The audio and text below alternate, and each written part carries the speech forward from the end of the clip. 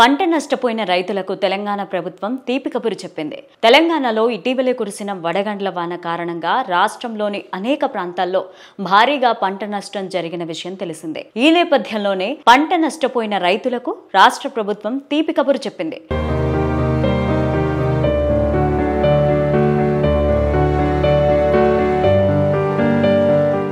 రాష్ట్రంలో గత 2 నెలలుగా పలు దఫాలుగా వడగండ్ల వాన, అకాల వర్షాలకు పంట నష్టం సంభవించినట్టుగా సీఎం రేవంత్ ఆదేశాలతో వ్యవసాయ శాఖ అధికారులు రైతు వారి పంట నష్టం అంచనా వేసి ప్రభుత్వానికి నివేదిక అందజేయడం జరిగింది.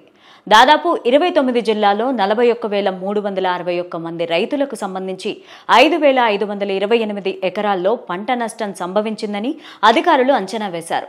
దీనికి సంబంధించిన 51.528 కోట్ల నిధులను రాష్ట్ర ప్రభుత్వం బుధవారం మంజూరు చేసింది.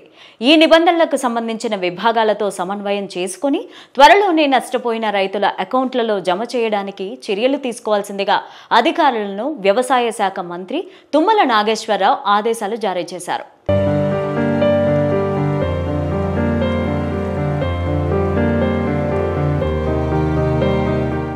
రాష్ట్ర వ్యాప్తంగా వరి 36,424 ఎకరాలు, మొక్కజొన్న 3,266 ఎకరాలు, జొన్న 470 ఎకరాలు, ఉద్యాన పంటలు 6,589 ఎకరాలు, ప్రత్తి 4,753 ఎకరాలు మరియు ఇతర పంటలు 477 ఎకరాల్లో పంట నష్టం జరిగినట్లు అధికారులు అంచనా వేశారు. అయితే మే నెలలో జరిగిన పంట నష్టానికి సంబంధించి నివేదిక కూడా సిద్ధం చేసి ఈ వారమే పంపగా వాటికి సంబంధించిన నిధులు మంజూరు కావాల్సి ఉన్నదని మంత్రి తెలియజేశారు.